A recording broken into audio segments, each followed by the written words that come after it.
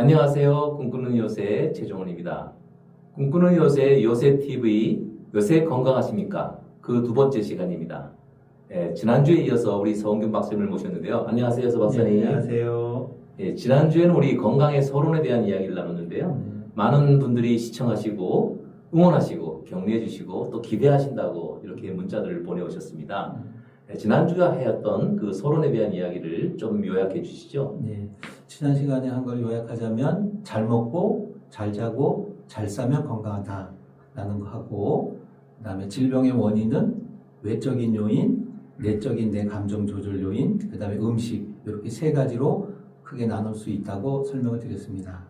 서양의학에서는 대증요법이라고 그래가지고 환자한테 지금 나타나는 증상을 중심으로 관찰하고 그걸 조치하는 것이라고 하면, 전통의학에서는 그런 증상이 어느 장기 때문에 나타나느냐라는 거를 추적을 해서 그 해당되는 장기를 치료하는 게 전통의학입니다. 그런 데서 큰 차이가 있다고 볼 수 있습니다. 건강이 이제 안 좋으면 네. 그 어떤 결과물들이 생긴다고 했는데 네. 어떤 것들이 생긴다고 얘기하셨죠?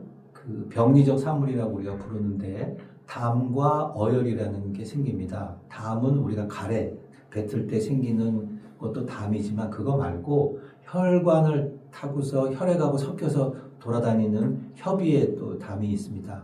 그거하고 그다음 우리가 쉽게 말하면 죽은 피라고 하는 색깔이 좀 검어 보이는 이 두 가지가 병리적 산물이고, 얘가 병적인 증상을 만듭니다.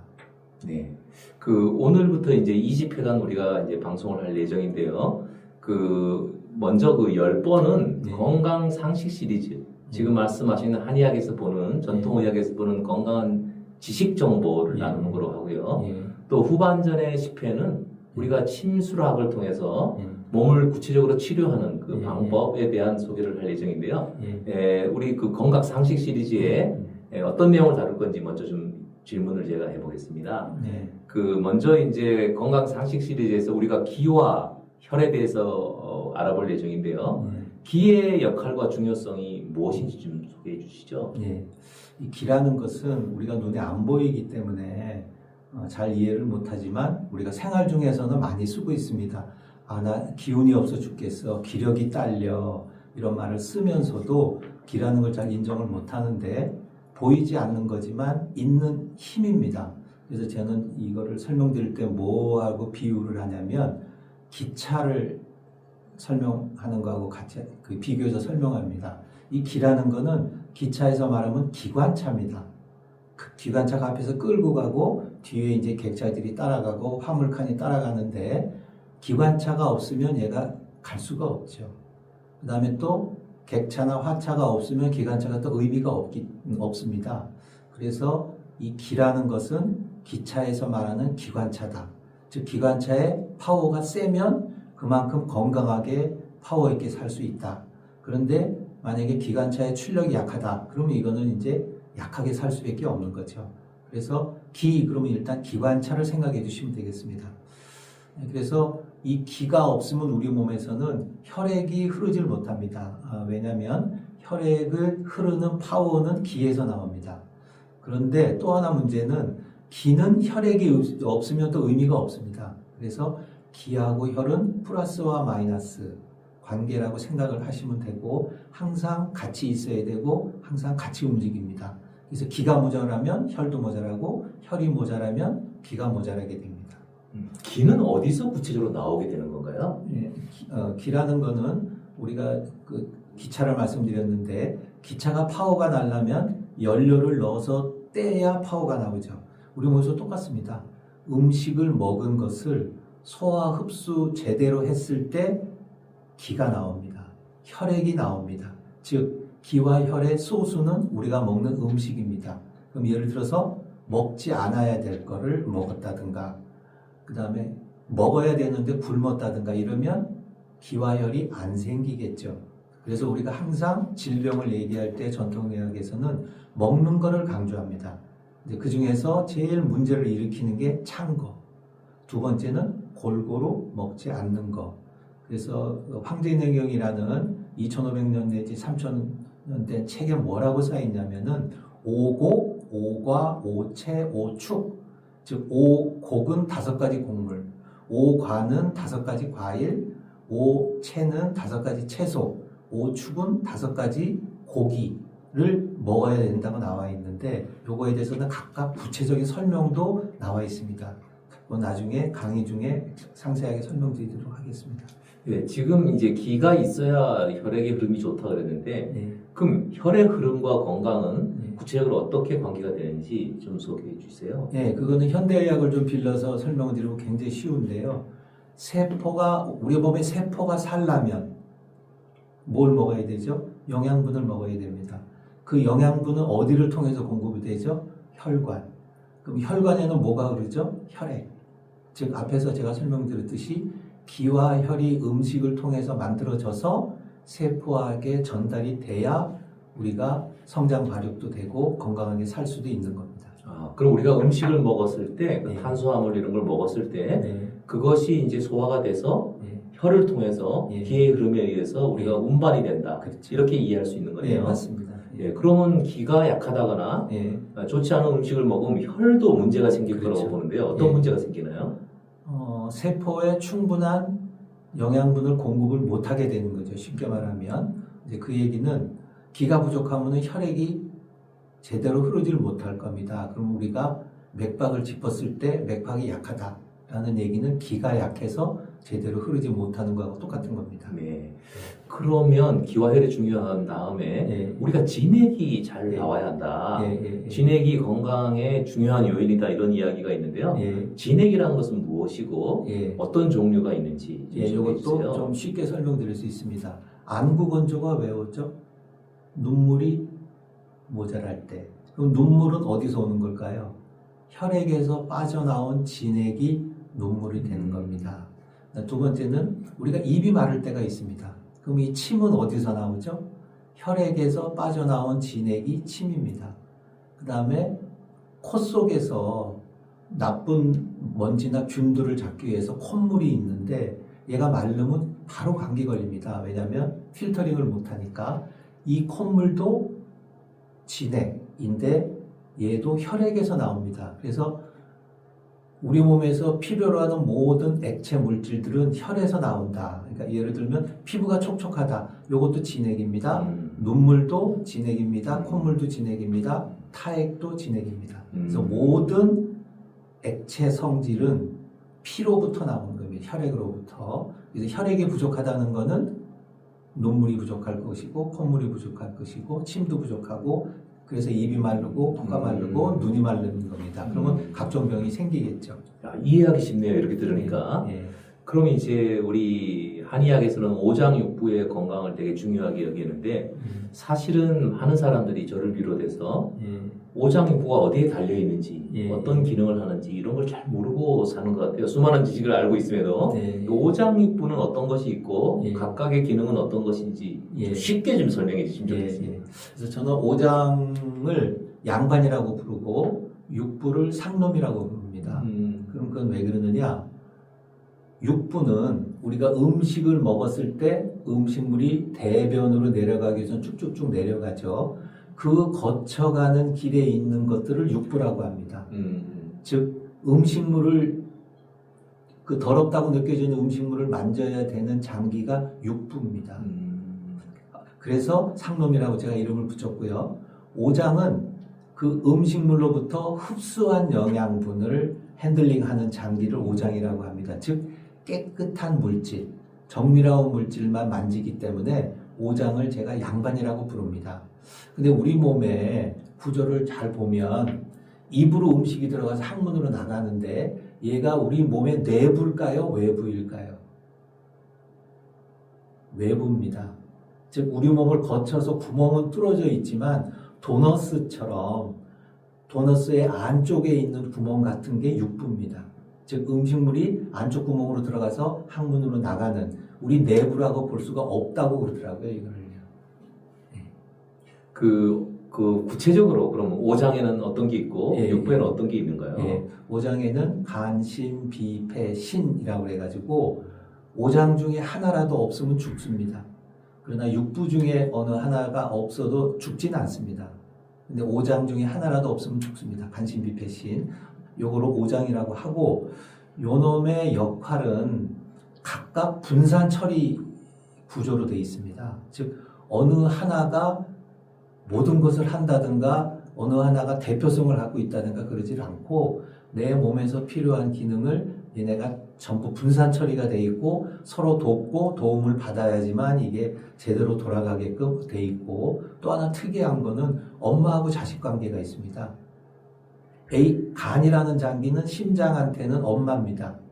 그러면 심장은 간한테는 자식이고, 그런데 또 심장은 그 다음에 있는 비위한테는 엄마가 되면서 또 비위는 심장한테는 자식이 되는 겁니다. 이런 식으로 엄마 자식 엄마 자식 엄마 자식 이런 관계가 되기 때문에 어느 하나가 나쁘면 전체적으로 나빠지는 쪽으로 수렴을 해서 다운됩니다. 전체적으로. 그래서 우리가 초기에 질병을 고쳐야 된다는 이유가 여러 바퀴 돌면서 다 망가지기 전에 한두 개 망가졌을 때 빨리 고쳐야 된다는 그런 개념입니다. 그럼 간은 구체적으로 어떤 역할을 하고 신은 어떤 역할을 하는지 장기별로 좀 소개해 주시죠. 예, 조금 어려울 수도 있는데 그동안은 잘 모르던 기능이라서 제가 꼭 설명을 드리려고 합니다. 간의 대표적인 기능은 간주소설이라는 게 있습니다. 간이 주관한다. 소통과 배설작용을, 즉 우리 몸에서 호르몬이 나온다든가 소화액이 나온다든가 이런 분출하는 파워는 전부 간의 힘에 의해서 나옵니다. 심지어는 소변 줄기가 세게 시원하게 나오는 것도 간 때문에 그렇습니다. 두 번째는 간이 혈액을 담고 있습니다. 그래서 우리가 이렇게 보통 때는 간에 혈액이 420cc 정도 있다고 합니다. 하지만 누우면 얘가 1200cc로 늘어납니다. 즉 혈액이 전부 간으로 모이고 또 전신으로 흩어지고 이러면서 우리 몸의 혈액순환이 이루어지는데 얘를 간이 주관한다는 겁니다. 그 다음에 심장은 우리가 보통 그 소변을 거르는 것만 알고 있습니다. 있지만 그것도 있지만 전통의학에서 있는 큰 기능 중에 하나가 여기는 물류창고에 해당됩니다. 지금 무슨 얘기냐? 우리 몸에 영양분이 만들어진 거를, 기운이 만들어진 거를 심장이 보관하고 있다가 전신에 나눠줍니다. 즉 무슨 얘기냐? 심장은 쉽게 말하자면 물류창고의 역할을 한다는 겁니다. 전신에 골고루 나눠주기 위한. 그런데 물류창고에 구멍이 나면 흘리게 되죠. 이제 우리가 물건을 잘 보관하고 있어야 되는데 얘를 도둑 맞거나 잊어버리가 이렇게 된다는 거죠. 그럼 무슨 일이 나타나느냐? 요실금, 변실금, 유정, 발기부전 이런 문제가 생기는 겁니다. 즉 중요한 물질에 해당되는 걸 심장이 담고 있다고 합니다.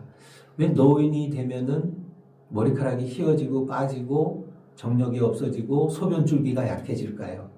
심장이 약해지기 때문에 그렇습니다. 그래서 이게 이제 굉장히 중요한 작용인데 이걸 우리가 전문 용어로는 신주납기, 심장이 기를 담고 있다 이렇게 표현을 하는데 걔가 적거나 흘려버리면 병이 되는 겁니다.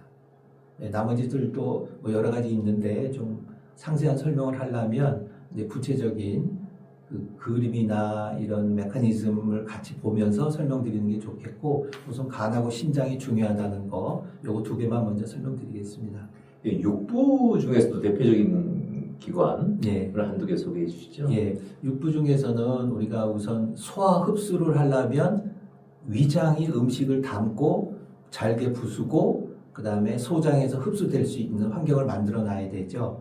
그 다음에는 소장을 거쳐서 대장을 거쳐서 영양분과 수분이 흡수가 되고 마지막 찌꺼기로 배출을 하는데, 배출이 잘 안 되면 또 문제가 생깁니다. 그래서 우리는 보통 이제 배출이 안 되면 현대의학적으로는 대장의 문제다 그러는데, 전통의학적으로 봤을 때는 오장 전체가 관련이 됩니다. 간은 이래서, 심장은 이래서, 폐는 이래서 이런 식으로 대변 하나 배출시키는데 오장의 모든 기능이 총동원됩니다. 그런데 참 전통의학에서 재밌는 게 제가 이 감정에, 사람의 감정이 이런 그 오장육부의 기관별로 담겨 있다 이런 이야기가 있어요. 그래서 뭐 어떤 장기가 약하면 그 감정의 컨트롤이 잘 어렵다 이런 이야기가 있는데 감정과 장기는 또 어떤 관계가 있는 건가요? 그게 이제 유일하게 전통의학에만 있는 건데, 칠정이라는 인간이 가지고 있는 7가지 정서가 있습니다. 희, 노, 우, 사, 비, 공, 경 그래가지고 요 7가지 정서가 있는데 요 정서하고 장기하고 매칭이 되어 있습니다. 좀 쉽게 설명하자면 이상하게 화를 잘 내는 사람이 있죠. 그 화를 잘 내는 사람은 간이 안 좋은 사람입니다. 그 다음에 또 화를 자꾸 내다 보면 간이 나빠집니다. 즉 이런 식으로 그 상대방의 감정의 상태를 보고 아 저분이 지금 어느 장기가 나쁘구나 라는 걸 진단할 수 있는 게 전통의학입니다. 두 번째로 제가 이제 쉽게 설명을 드리기 위해서 동물을 하나 예를 들면 소가 도살장에 끌려 들어갈 때 안 끌려 들으라고 하면서 울면서 소변과 대변을 쌉니다. 소변과 대변을 싸는 이유는 공경, 무섭고 두렵기 때문에 요거는 신장에 해당이 되거든요. 그래서 우리 감정이 무섭고 두려울 때 신장이 상합니다. 또 신장이 약한 사람이 무서움을 잘 타고 잘 놀랍니다. 이런 식으로 감정하고 장기가 매칭이 돼 있고 그래서 병이 났을 때 그 사람의 감정 상태를 조절을 해주고 지금 어느 감정에 문제가 있는지 이런 식으로 치료에 응용을 하고 있는 겁니다. 야, 참 신비하네요. 그러니까 그 사람의 질정이라는 감정이 장기마다 곳곳에 심어 있어서 장기가 약해지면 그 감정이 이제 문제가 생기고 또 감정적 문제가 많으면 장기가 나빠지고 이런 상호 관계가 있네요. 이런 관계가 있는지도 참 재밌네요. 이런 거는 꼭 알아두시면 좋은 게 요새 젊은 사람들이 정신질환이 많습니다. 왜 정신질환이 생기냐 이거죠. 이런 거를 여기서 찾을 수가 있습니다. 답을. 참 식습관에 대해서도 이제 좀 알아봐야 하는데 나중에 최근에 제가 이제 위장을 전문적으로 하는 병원에서 보면 옛날에는 이제 위장병이 있는 분들이 이제 노인들이 주로 이제 오랫동안 사용해서 노후화돼서 문제가 있는 걸로 알고 있었는데 요새는 그 젊은 청소년 청년들도 이 위장 질환 가지고 많이 온다 그래요 병원에. 그리고 알아보면 이제 식습관이 나빠서 일찍 이렇게 장기들이 망가져서 젊을 때부터 고생한다 그러는데 식습관과 건강은 어떤 관계가 있는지 또 어떤 식습관이 좋고 어떤 게 나쁜 건지 몇 가지 대표적인 사례 좀 소개해 주시죠. 앞에서도 설명드렸듯이 질병의 원인은 크게 3가지라고 하는데 하나는 외적인 요인, 또 하나는 내적인 감정 요인, 그다음에 이 3번째가 음식입니다. 그럼 어떤 음식 때문에 그럴까를 따져보면 우선 첫 번째는 골고루 먹어야 된다는 겁니다. 골고루.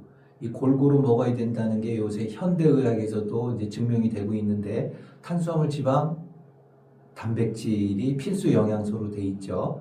그러다가 여기 없던 게 요새 나옵니다. 뭐냐면 섬유질을 먹어야 된다. 섬유질을 왜 먹어야 되느냐? 지금 와서 알고 보니 우리 몸의 호르몬과 이런 것들이 대장에서 만들어진대요. 근데 대장에서 만들어질 때 그러면 누가 만드느냐? 장내 미생물, 즉 마이크로바이옴이 호르몬과 면역을 만든다고 합니다. 어느 정도 만드느냐? 80%를 만든대요. 그런데 장내 미생물의 먹이는 섬유질입니다. 섬유질은 우리 인간이 소화를 못 시킵니다. 그런데 우리는 전통적으로 섬유질을 많이 먹어왔습니다. 나물, 채소 이런 것들이 섬유질이 풍부한 거죠. 이걸 우리 때문에, 인간 때문에 먹은 게 아니고 장내 미생물 때문에 먹은 거더라고요. 장내 미생물의 종류가 다양해야 되고 유익균, 유해균이 균형이 잡혀 있어야 됩니다. 근데 편식을 하다 보면 요새 젊은 사람들이 나물 종류 안 먹고 김치를 안 먹다 보니 섬유질이 적으니 면역력 떨어지고 장내 미생물 환경이 안 좋고 서구화된 음식 먹고 이러다 보니 질병이 많이 생긴다는 게 최근에 와서 밝혀지고 있는 겁니다. 이 골고루 먹어라 이렇게 했는데 또 하나 보면 저는 이제 음식을 좀 빨리 먹어서 이렇게 안 좋은 것 같은데 또 음식을 어떻게 먹어야 하는지 식습관에서 이제 음식 먹는 습관도 이제 2가지인데 우리 몸은 체온이 밖에서 쟀을 때 36.5도가 돼야 된다고 그러죠. 그렇다는 얘기는 우리 몸에 찬 게 들어가면 좋다는 걸까요? 안 좋다는 걸까요? 안 좋다는 겁니다. 즉 우리가 아이스 커피를 먹는다는 거는 우리 몸의 장기를 무진장 괴롭히는 겁니다. 왜냐하면 우리 몸의 장기들은 따뜻해야 일을 합니다. 그런데 찬 게 들어온다. 그러면 얘는 일을 안 합니다. 가끔 우리가 찬 걸 먹으면 설사하시는 분이 있을 거예요. 그 이유는 얘가 사보타지 하는 겁니다. 따뜻한 게 들어와줘야 되는데 찬 게 들어오니까 나 일 안 할래 하고 다 음식물을 흡수나 소화시키지 않고 쏟아버리는 거예요. 그게 설사입니다. 그래서 찬 거를 먹는다는 게 제일 문제고요. 두 번째는 우리가 이빨이 몇 개인지 아시나요? 풀로 나오면 32개입니다. 사랑니가 안 나도 28개고, 그리고 왜 이렇게 많은 이빨이 있을까요? 씹으라는 얘기거든요. 네, 씹으라는 얘기인데 안 씹고 빨리 넘기면 당뇨 환자들이 됩니다. 그 이유는 또 현대의학적으로도 나오는데 우리 몸에서 탄수화물을 소화시킬 수 있는 효소는 아밀라아제라고 합니다. 아밀라아제는 우리 침에 있고 두 번째는 췌장에서 나옵니다. 80% 이상을 아밀라제에 의해서 탄수화물을 분해해서 달달한 맛이 날 정도로 씹고 삼키면 그래도 다 소화가 못된 그 변화가 못된 탄수화물을 마지막 췌장에서 20% 가지고 그거를 변화시키는데 빨리 먹어버리면 어떻게 될까요? 췌장에서 그 전체를 소화시키느라고 아밀라제가 많이 나와야 됩니다. 즉 오버로드가 된다는 얘기죠. 그게 반복되면 췌장이 망가집니다. 그 결과로 당뇨병 환자가 되는 겁니다. 즉 우리가 이빨이 많다는 얘기는 그만큼 씹으라는 거고 그래도 부족한 거를 췌장이 맡아줘야 되는데 빨리 삼키면 췌장이 오버로드가 돼서 이제 문제를 여러 가지로 일으키는 거죠. 네. 그래서 우리가 찬 거 먹는 거, 씹지 않고 빨리 삼키는 거, 골고루 안 먹는 거, 요게 이제 음식과 식습관하고 그 병하고 이제 관계성을 설명할 수 있습니다. 네. 우리 이번에 20회 방송 중에 처음에 10회는 건강 상식 시리즈로 이제 하기로 했는데요. 지난주에 이제 서론에 대해서 알아봤고, 오늘에는 이제 어떤 과목들을 우리가 이제 공부할 건지를 좀 알아보고 있는데요. 뭐, 기와 혈의 중요성, 또 오장육부의 기능과 건강, 또 우리 감정과 또 오장육부의 연결 고리, 또 식습관과 건강, 이런 것들을 우리가 이제 살펴봤는데요. 이 외에도 이제 적절한 운동과 건강, 또 생활 습관, 또 통합적 건강 관리를 효율적으로 하는 방법, 이런 것들을 우리가 이번 시리즈에서 알아볼 예정이죠. 네. 그 다음에 이제 우리 서 박사님은 이제 침구학에 어떻게 보면 유명한 분, 또 잘 치료하시는 분, 많은 봉사를 하시는 분, 이렇게 좀 알고 있는데요. 이 침구학이 이제 중의학을 이제 전공하시고 박사가 되시고 교수가 되셨는데, 구체적으로 이제 이 중의학을 가지고 국내에서는 치료는 하지는 못하지만 기본 상식적으로 알아두면 자가 치료에 굉장히 도움이 되는 것 같아요. 그 침술에 대해서 어떻게 좀 소개해 주면 좋겠는데, 침구학이라는 게 뭔지 그 기초적인 개념을 조금 설명해 주시죠. 침구학이라는 거는 침은 그 쇠꼬챙이로 된 침을 말하고 구는 뜸을 말합니다.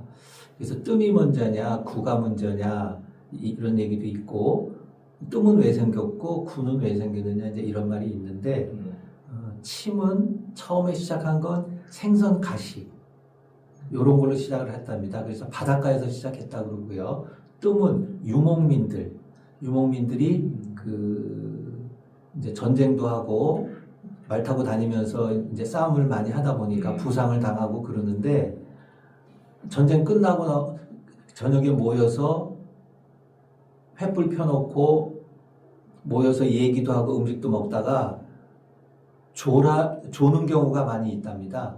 근데 졸다가 불에 뒤었는데 낮에 전쟁터에서 다쳤던 부분이 빨리 나았더라 라는 걸 알아서 뜸이 시작됐다는 말이 있고요. 그 다음에 생선 가시 가지고 피부에 골맞다든가 상처 난 걸 찔렀더니 나았다 라고 해서 이제 침이 시작됐다는 이렇게 두 가지 학설이 있는데요. 뭐 그 학설이 중요한 건 아니고, 그러면 침과 뜸을 했을 때 왜 치료가 되느냐 이거죠. 뜸은 차가워져서 흐르지 않는 거를 빨리 흐르게 해주는 게 주요 포인트고요. 침은 말이 빨리 달리기를 원하면 우리가 어떻게 하죠? 채찍을 하거나 박차를 가한다고 그러죠. 말 입장에서는 자극입니다. 그럼 빨리 튀어나가죠. 그거 똑같이 침의 자극의 원리는 신경을 자극하는 겁니다. 신경을 자극하면 혈관이 확장이 되고 혈관이 확장이 되면 혈액이 빨리 흐르고 많이 흐르게 됩니다. 그렇게 되면 세포에 영양과 아까 말한 기가 공급이 되는 거죠. 그러면 상처난 부위가 회복이 되는 이런 메커니즘으로 해서 우리가 침과 뜸을 이제 사용하고 있는 겁니다. 전통의학을 이렇게 다루는 국가들 보면 뭐 중국이나 한국이나 일본이나 이래 보면 이 침이라는 역할이 되게 중요하게 돼 있는 것 같아요. 우리 병원에 가면 특히 이제 시니어들은 침을 많이 좋아하고 또 맞기도 하는데 이 침이 국가별로 이렇게 다른가요? 소수는 하나인데 이제 발전해 오면서 이제 활용법이 달라지면서 새로운 그 침법들이 자꾸 만들어지죠. 근데 기본은 있는데 그 기본을 조금씩 확장 또는 더 응용하다 보니까 새로운 침법들이 나옵니다. 그래서 예를 들면 저 같은 경우는 동시침법이라는 걸 사용하는데 이 동시침법이라는 거는 동시성들이 자기네끼리만 800여 년 동안 써오던 침법입니다. 그런데 굉장히 고도의 침구학적인 그 지식을 응용을 해서 만드는 것더라고요. 저는 이걸 봉사를 하기 위해서 했기 때문에 어떻게 하면 빨리 또는 적은 횟수로 치료를 해낼 수 있을까를 찾다 보니까 이 방법을 알아냈는데 대신에 이건 조합을 잘 해야 효과를 낼 수 있습니다. 한두 개 가지고 되는 것이 아니고 그러다 보니까 좀 활용이 좀 안 되는 측면이 있는데 저는 이걸 좀 짧은 시간에 봉사할 수 있게 하기 위해서 연구를 좀 많이 하다 보니 이제 좀 조합을 좀 잘 만들었더니 효과가 좋은 이제 그런 결과를 좀 냈습니다. 그 IT로 말하면 템플릿을 잘 갖다 쓰는 이런 식이 되겠네요. 이렇게 잘 갖다 써서 조합을 이루면. 네, 그렇죠. 그 침을 보면 어떤 경우는 막 엄청 많은 개수를 넣기도 하는데 또 어떤 경우는 몇 군데 몇 개만 이렇게 꼽는데 효과를 보는 경우가 있어요. 이런 건 무슨 관계예요? 그거는 이제 그 치료법을 어떤 철학을 가지고 하느냐인 건데 유기적 정체라는 개념이 있습니다. 즉 유기적 정체라는 건 뭐냐면 오장육부가 각각의 역할을 가지고 있죠. 그리고 한두 개가 망가지면 증세가 나타납니다. 그러면 그 증세만 치료할 거냐?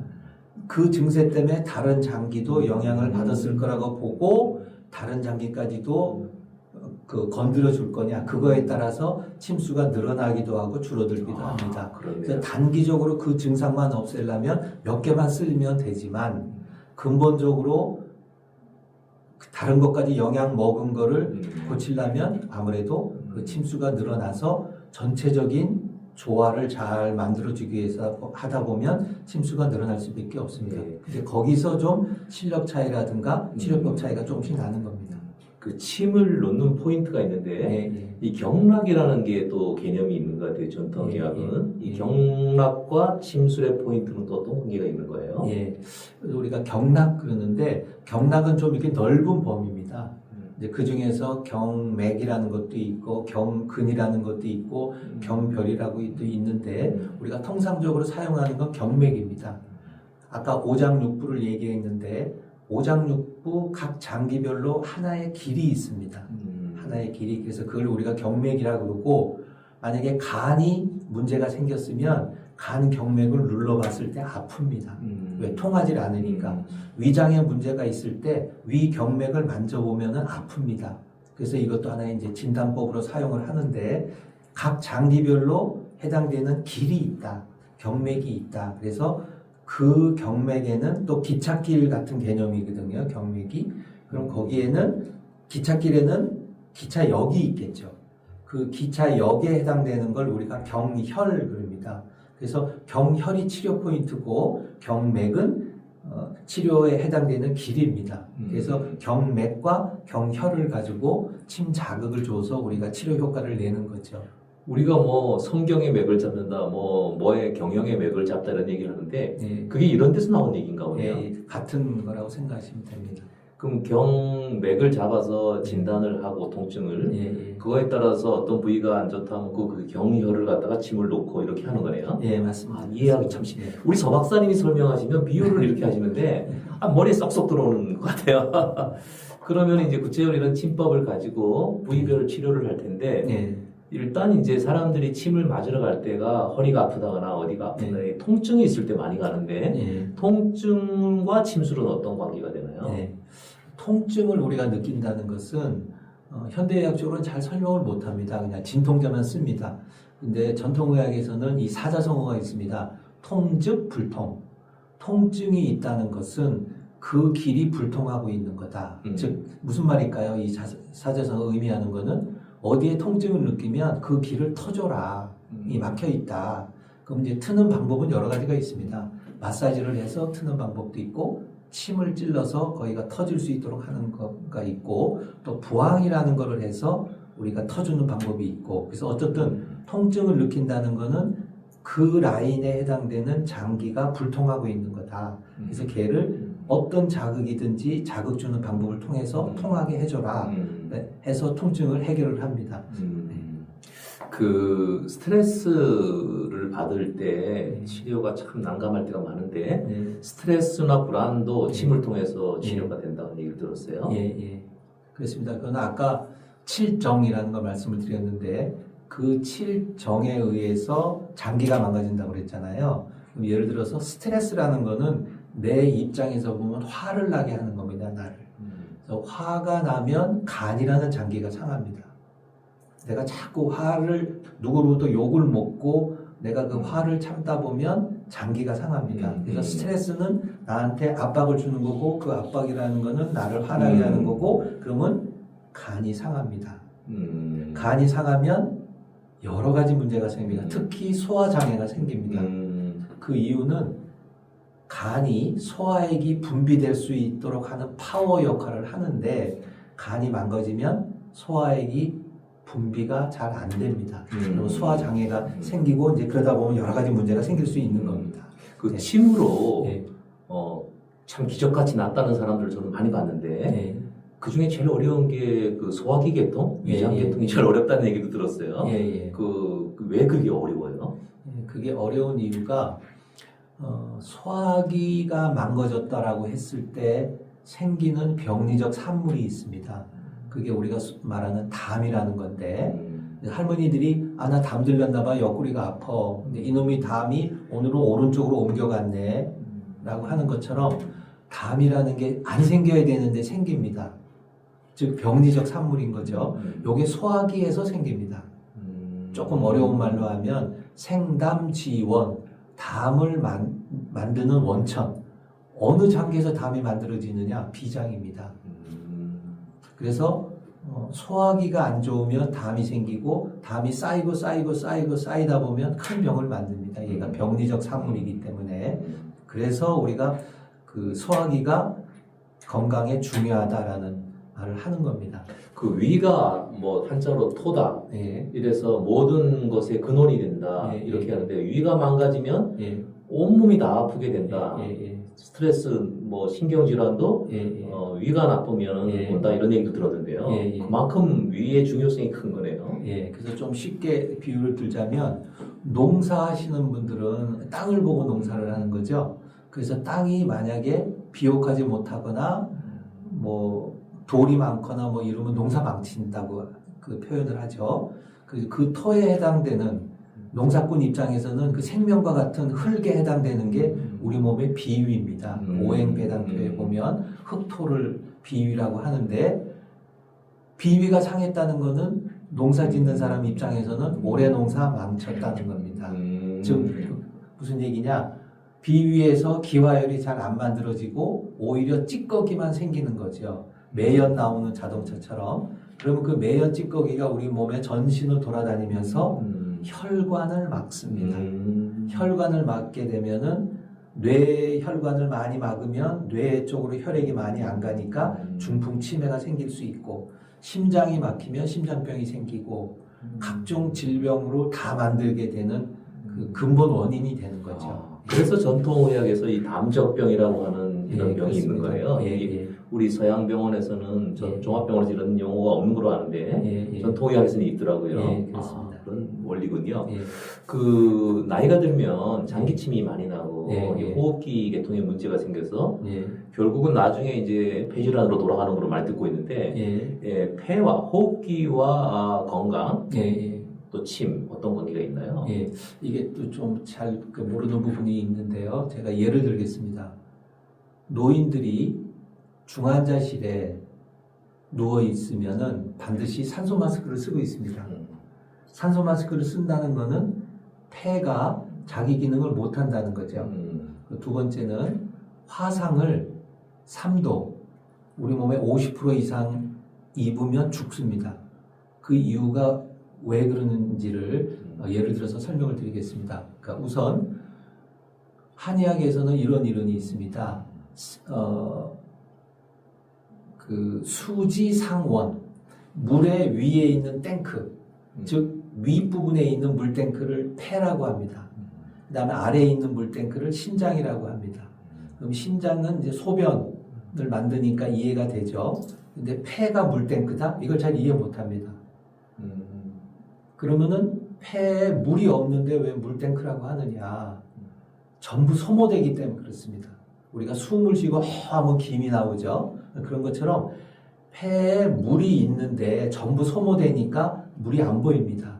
그런데 중환자실에 누워서 산소 마스크를 쓰고 있다는 얘기는 폐 기능이 뭐 50%, 70% 못한다는 얘기죠. 그럼 어떻게 될까요? 폐에 물이 찹니다. 그래서 우리가 늑막에 물이 찼다. 이제 이런 하면 이제 물을 빼내고 하는데, 그래서 물이 차면 우리가 죽게 되는 겁니다. 두 번째는 화상을 입었을 때에는 피부가 상했는데 그러면 왜 또 문제가 생기느냐?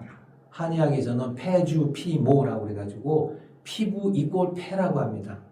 그래서 피부가 50% 이상 상했다는 얘기는 폐가 50% 이상 기능이 죽었다는 얘기고, 그 얘기는 물이 50%가 남아있다는 얘기입니다. 그러면 물이 차죠. 그러면 노인이 중환자실에서 마스크 썼을 때, 그 화상 환자가 물이 여기 찼을 때 우리는 무슨 질환이 생기죠? 폐렴이 생깁니다.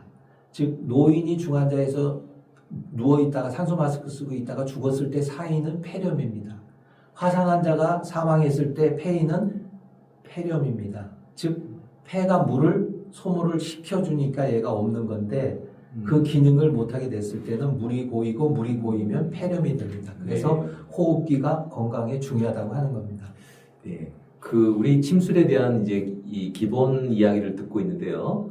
결국 이게 상세하게 하나하나 부위에 대해서 어떤 침법이 있는지에 대해서 나중에 또 알아보기로 할 텐데요. 우리 이 이외에도 우리가 이제 여성 질환들, 또 노년기의 건강 관리를 위한 침법들, 또 면역력을 강화하기 위한 침법, 이런 것을 우리가 배움으로 인해서 침술을 가지고 통합적으로 건강 관리할 수 있는 것들을 이제 우리가 이제 배워보도록 하겠습니다. 우리 서 박사님을 모시고 요새 건강하십니까? 이런 프로를 하고 있는데요.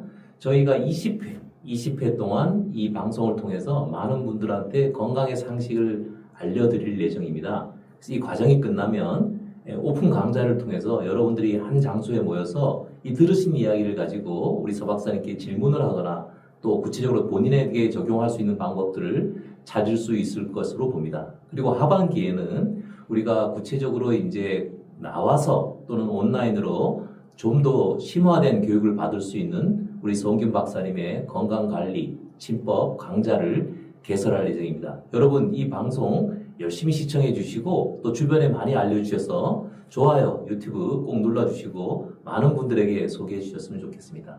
우리 서 박사님하고는 매주 일요일 저녁에 만나서 이 방송을 녹화하고 있는데요. 이 방송이 여러분들의 건강에 큰 도움이 되기를 바라겠습니다. 우리 서 박사님 20회 우리 끝까지 최선을 다하는 겁니다. 네. 화이팅! 화이팅! 감사합니다. 감사합니다.